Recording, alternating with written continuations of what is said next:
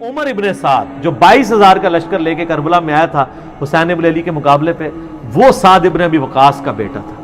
اور آپ دیکھیں عجیب بدقسمتی اس شخص کی کہ سعد ابن ابی وقاص نے ہی وہ پرشین امپائر گرائی ہوئی ہے، عراق، ایران، یہ کوفہ، یہ سارا حضرت سعد نے فتح کیا ہوا ہے، عشرہ مبشرہ میں سے ہیں۔ اور مولا علی کا قول ہے بخاری اور مسلم دونوں میں کہ میں نے اپنے کانوں سے صرف ایک شخص کے بارے میں رسول اللہ سے سنا ہے کہ میرے باپ اس پہ قربان، اور وہ سعد ابن ابی وقاص ہے۔ ان کا نام ہے سعد ابن مالک، ابی وقاص ان کے باپ مالک کی کنیت تھی، دونوں نام ایک ہی صحابی کے، سعد ابن ابی وقاص۔ مولا علی جن کے بارے میں کہہ رہے ہیں کہ ان پہ نبی علیہ السلام نے اپنے ماں باپ جمع کیے ہوئے ہیں، اور نبی علیہ السلام کے رشتے میں معمول رکھتے تھے۔ 10 جنتی خوش نصیب صحابہ میں سے، اور بدری اصحاب میں سب سے آخر میں یہ فوت ہوئے ہیں حضرت معاویہ رضی اللہ تعالیٰ کے دور میں 56 ہجری میں۔ ان کے بعد کوئی بدری صحابی دنیا میں نہیں رہا تھا۔ بدری صحابی ایک بہت بڑا ٹائٹل تھا، یہ سب سے آخر میں فوت ہوئے۔ پوری زندگی حضرت معاویہ سے ان کا اختلاف رہا تھا اس مسئلے میں جو حضرت علی کے ساتھ ان کے معاملات تھے، سب و شتم والے۔ یہ بندہ ہمیشہ ڈٹا رہتا تھا۔ میرے پچھلے دنوں کلپ بھی آیا نا اس حوالے سے، کیا صحابہ کو گالی دینے والا کافر ہو جاتا ہے، اس میں نے ان کے حوالے سے حدیثیں صحیح مسلم سے بیان کی ہیں۔ ان کا بیٹا تھا عمر ابن سعد، جس کو رے کی حکمرانی کی لالچ دی تھی۔ رے پورا ایریا تھا، ایران، عراق، افغانستان، یہ پورے ایریا کو رے کہا جاتا تھا اس زمانے میں۔ اتنی بڑی حکمرانی کی، گورنری کی لالچ دی یزید نے عبید اللہ ابن زیاد کے ذریعے۔ باپ دیکھ لو سعد ابن ابی وقاص، جو مولا علی سے محبت کرنے والا، سن نسائی الکبریٰ میں موجود ہے۔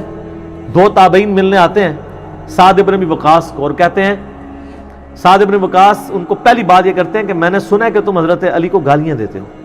ان کا معاذ اللہ، ہم کیوں دیں گے؟ تو انہوں نے فرمایا یہ بنو امیہ کے لوگ اگر میرے سر پہ آرا بھی رکھتے ہیں اور میرے 2 ٹکڑے کرتے ہیں اور مجھے یہ کہیں کہ میں حضرت علی کے بارے میں کوئی نازیبا جملہ نکالوں، تو میں سعد کبھی بھی ان کے بارے میں کوئی جملہ نہیں نکالوں گا جو کچھ میں نے رسول اللہ سے علی ابن ابی طالب کی شان میں سن رکھا ہے۔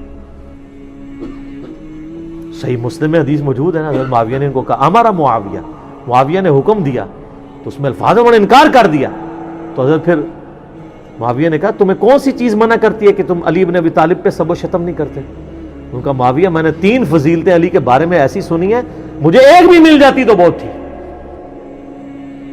پھر انہوں نے کہا وہ پہلی فضیلت غزوہ تبوک کے موقع پر علی کی میرے ساتھ وہی نسبت ہے جو ہارون کی موسیٰ کے ساتھ، مگر میرے بعد کوئی نبی نہیں۔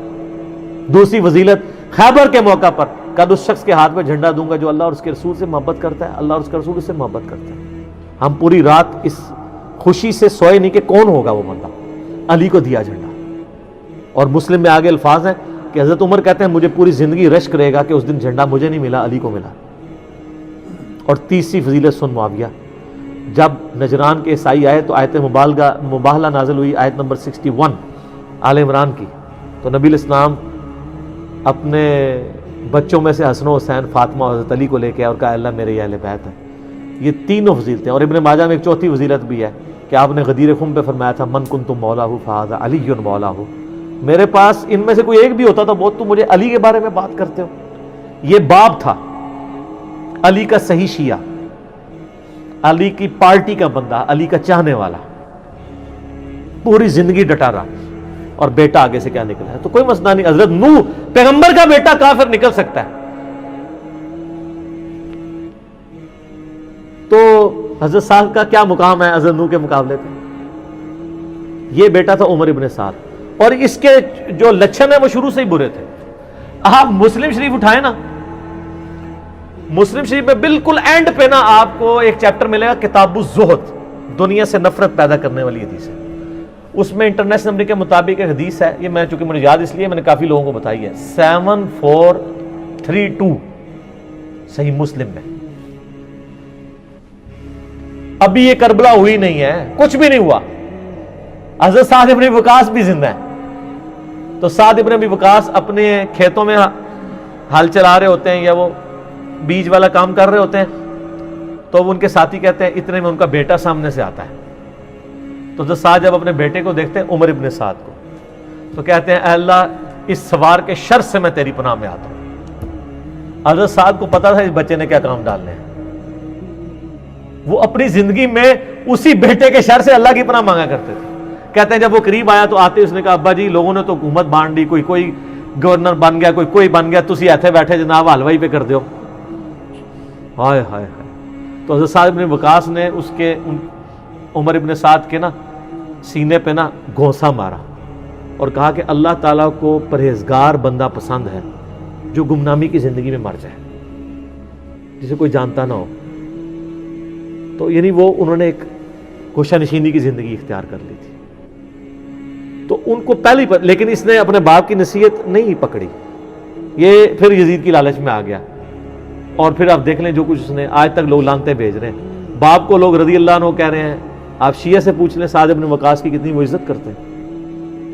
میں ابھی کل ایک کلپ وہ ایک شیعہ عالم تھے سید جواد نقوی صاحب کا سن رہا تھا, تو وہ اتنی تعریفی کلمات کہہ رہے تھے اور بتا رہے تھے کہ بھئی بیٹا یہ نکلا اور باپ کو دیکھیں, باپ نے ایران فتح کیا تھا, دوسری بڑی سپر پاور گرائی تھی, اور بیٹا آگے سے کیا نکلا. اچھا آپ دیکھ لیں کہ دین ایفرٹ کا نام ہے, یہ نہیں ہے کہ یہ وراثت میں ٹرانسفر ہو. انبیاء کی وراثت میں ٹرانسفر نہیں ہوئی ہے تو اور کس میں ہونی ہے؟